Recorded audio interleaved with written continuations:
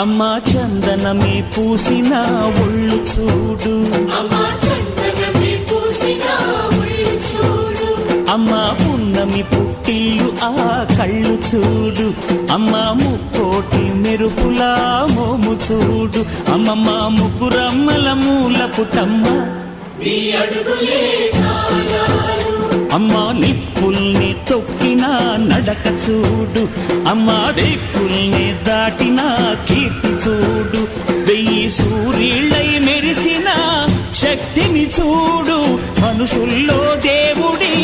భక్తుని చూడు.